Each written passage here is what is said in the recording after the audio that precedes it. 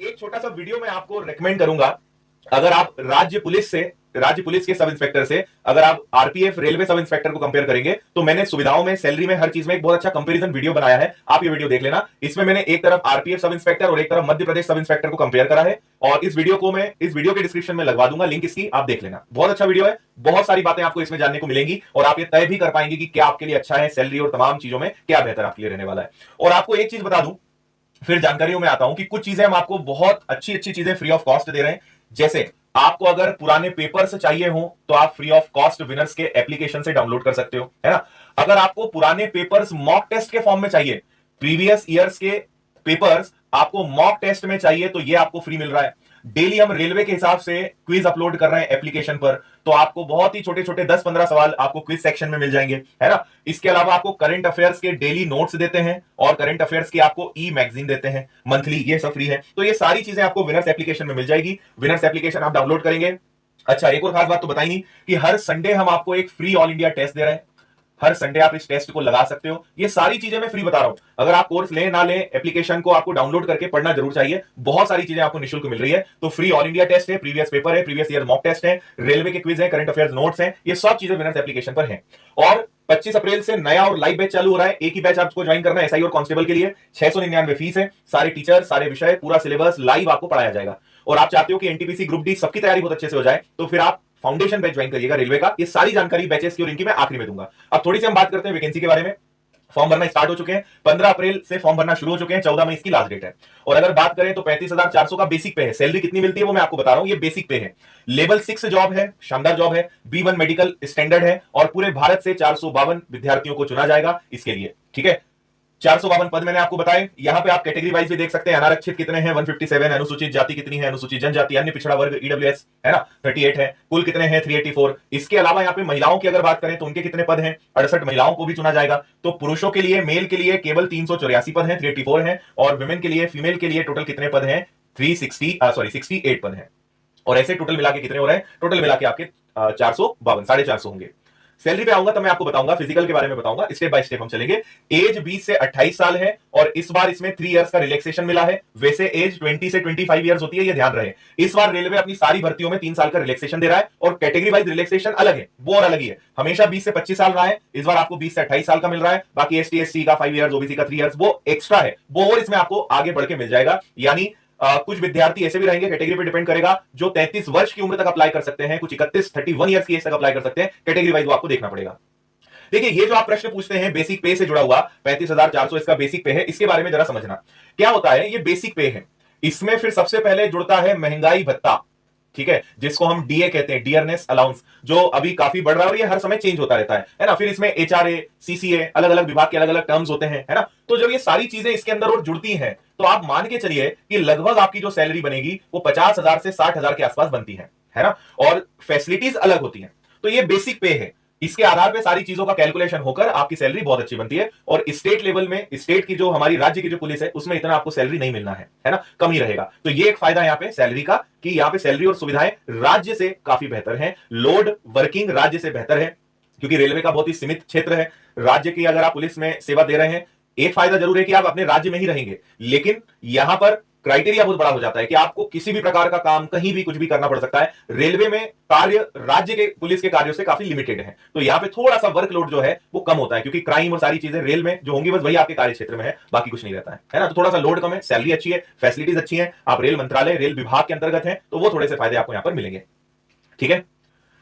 हाँ, और अगर वर्दी का जुनून है, 2 स्टार का जुनून है, तो फिर तो कोई दिक्कत नहीं, उसके आगे तो फिर कोई बातचीत करने की बात ही नहीं है ना। क्वालिफिकेशन इसके लिए जो है सिर्फ ग्रेजुएशन होना चाहिए आपका, और वो भी 14/5 यानी लास्ट डेट के पहले तक आपका ग्रेजुएशन का रिजल्ट आ जाना चाहिए, है ना। मतलब आपका कॉलेज कंप्लीट हो जाना चाहिए, सिर्फ स्नातक ग्रेजुएशन आपका होना चाहिए पास, बस। इसके अलावा कोई रिक्वायरमेंट नहीं है, किसी भी विषय से हो, कोई तकलीफ नहीं है। और यहां पे आप पढ़ सकते हैं निर्धारित शैक्षणिक योग्यता की अपनी अंतिम परीक्षा के परिणाम की प्रतीक्षा करने वालों को वो जो है अप्लाई नहीं कर सकते, इसके पहले आपकी डिग्री आ जानी चाहिए। चलिए आगे लेकर चलता हूं मैं आपको। ये सब मैंने आपको बताया, स्नातक होना चाहिए, ये सब हमने समझ लिया। एग्जाम की प्रोसेस क्या है भाई, बहुत सिंपल है। पहले आपका एक कंप्यूटर बेस्ड टेस्ट होगा, केवल एक टेस्ट है। इसके बाद सीधा फिजिकल। फिजिकल में क्या होगा वो मैं बता रहा हूं, कितनी हाइट चेस्ट चाहिए वो भी बता रहा हूं। उसके बाद आपका डॉक्यूमेंट वेरिफिकेशन और उसके बाद ज्वाइनिंग। 90 मिनट का पेपर होगा, 120 प्रश्न रहेंगे। और मैं आपको बता दूं कांस्टेबल का पेपर 90 मिनट का, एसआई का पेपर 90 मिनट का, दोनों में क्वेश्चन कितने आएंगे 120, दोनों का सिलेबस सेम, बस लेवल का फर्क है।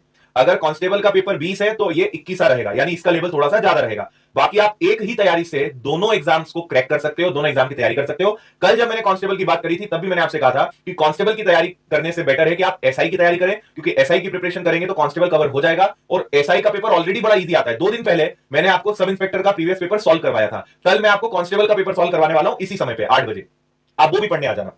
तो एसआई का लेवल ज्यादा है, पर आप अगर उसको एसएससी या बाकी एग्जाम से कंपेयर करोगे तो उसका आधा भी नहीं है ना। तो बिल्कुल इसमें डरने की तो कोई बात ही नहीं है। आप अगर अपने राज्य की किसी परीक्षा की तैयारी कर रहे थे अभी तक या कर रहे हैं, एसएससी की तैयारी आप कर रहे हैं, कुछ भी नहीं है, आपको लगेगा कि कुछ ज्यादा इसमें करने की आवश्यकता ही नहीं है। और अगर आप जीरो लेवल से भी चल रहे हैं, एकदम फ्रेशर हैं और आपको तैयारी शुरू करना है, तो सिलेबस और इसका एग्जाम का जो लेवल है वो इतना सफिशिएंट है, जो समय आपको मिल रहा है, आप जीरो लेवल से भी पढ़ सकते हो। अच्छा मौका है, क्योंकि पेपर बहुत ज्यादा हाई नहीं आता है, यह ध्यान रखिएगा।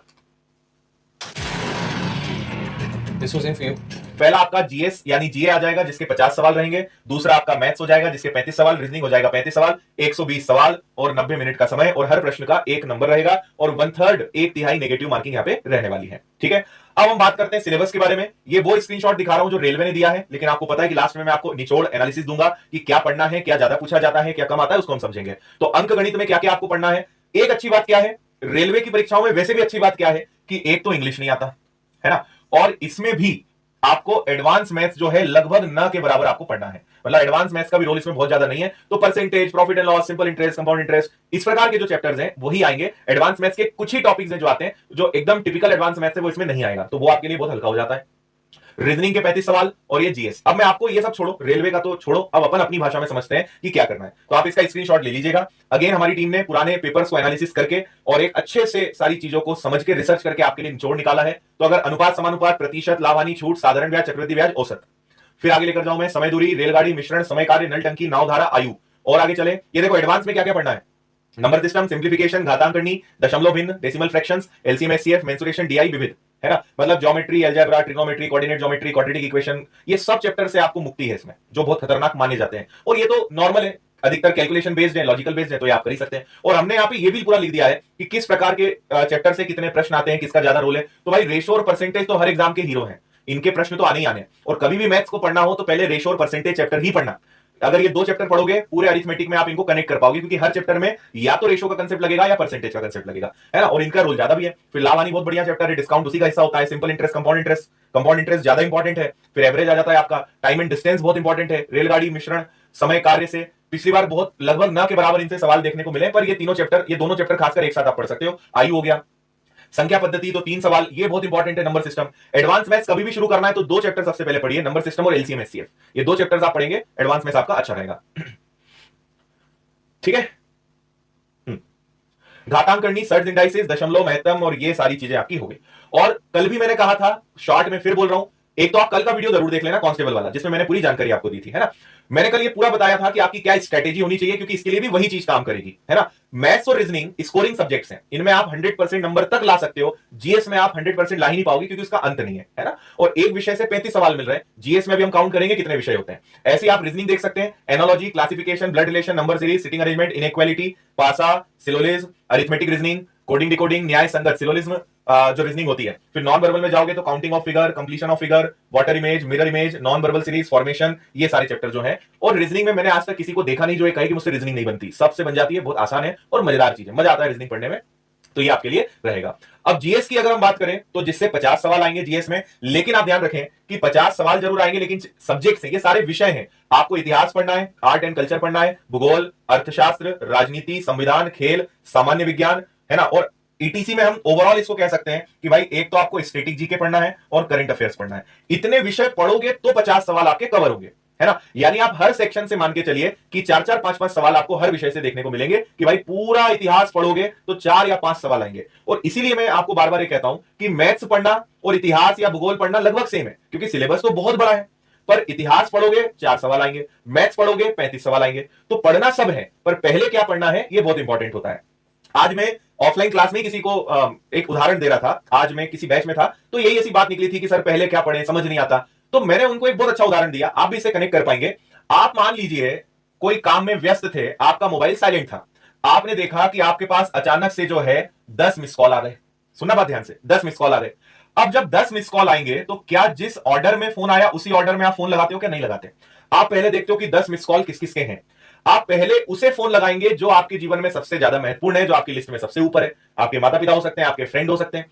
10 लोगों ने फोन लगाया, यहां पे एक फोन आपके दोस्त का है लेकिन आपकी मम्मी का फोन यहां है, तो आप सबसे पहले फोन किसको लगाओगे कि मम्मी का फोन क्यों आया, पहले उनसे बात कर लेता हूं मैं। बात आप सबसे करोगे, हो सकता है किसी से आज करो, हो सकता है किसी से कल करो, हो सकता है किसी को 4 दिन बाद लगाओ कि भाई 4 दिन पहले तुम्हारा फोन आया था, क्या बात थी। तो यही काम हमें अपनी पढ़ाई में भी करना है। पढ़ना सब है, पहले हमारे लिए प्राथमिकता क्या होनी चाहिए, हमारे लिए स्कोरिंग क्या होना चाहिए, दिस इज मोर इंपॉर्टेंट। समझ में आ गई बात? तो ये तय करना बहुत इंपॉर्टेंट है कि किसका रोल ज्यादा है, किसका रोल कम है, वो बाकी पढ़ना आपको सब है।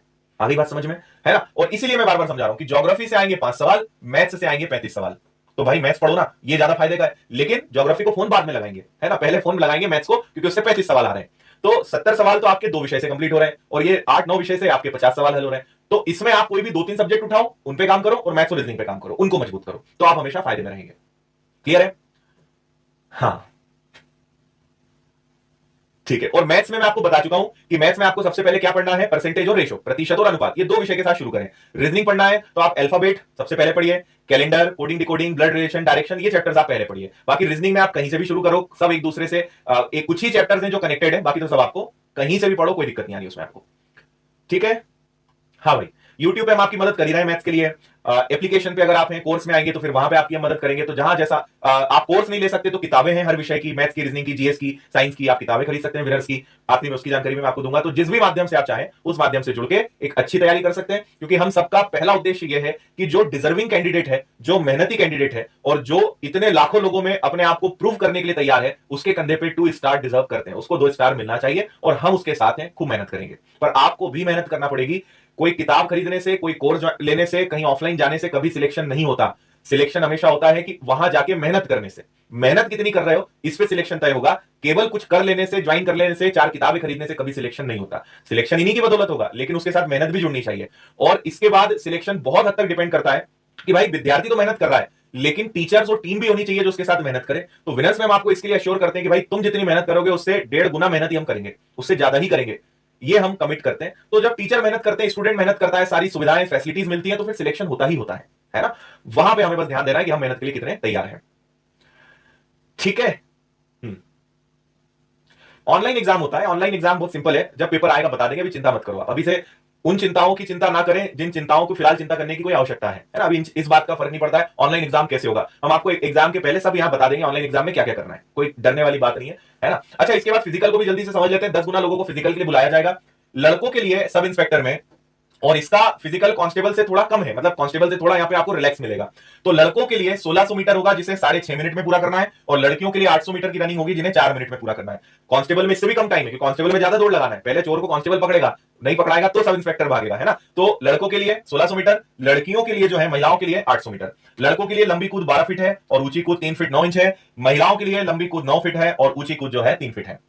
ठीक है? और यहां पे आप हाइट देख लीजिए, लड़कों के लिए 165, यूआर, ईडब्ल्यूएस, ओबीसी वालों के लिए, महिलाओं के लिए 157, एससी एसटी के लिए 160 है, और महिलाओं के लिए 152 है। और मैं बता दूं कि चुनिंदा ही परीक्षाएं हमारे देश में हैं जिनमें फिजिकल में भी छूट मिलती है, नहीं तो आप देखेंगे कई ऐसे एग्जाम्स हैं वहां पे फर्क नहीं पड़ता, किसी भी कैटेगरी के हो, भाई इतनी हाइट चाहिए, क्योंकि हाइट के लिए दुश्मन से लड़ने के लिए कैटेगरी नहीं देखी जाएगी। लेकिन ये उस एग्जाम में से जहां पे कम हाइट वालों को भी मौका मिल जाता है, तो आपको इसका फायदा लेना चाहिए, है ना? लड़कों के लिए सीना बिना फुलाए और फुलाए, फिर एससी एसटी के लिए वहां पे भी छूट है, उसमें भी आपको फायदा मिल रहा है ना? और दौड़ने का एक ही मौका मिलेगा, जंप के आपको 2 चांस मिलेंगे, 2 में से करना है। ये क्वालिफाइंग है, इसके कोई मार्क्स नहीं मिलेंगे, बस क्वालिफाई करना है आपको, ये ध्यान रखें। डॉक्यूमेंट वेरिफिकेशन, उसके बाद ज्वाइनिंग। क्लियर है भाई? सारी बातें आपको समझ में आई? पढ़ाई से रिलेटेड, इस एग्जाम की प्रिपरेशन से रिलेटेड अगर कोई भी प्रश्न है तो मैं अभी लाइव हूं, आप मुझसे पूछ सकते हैं, है ना?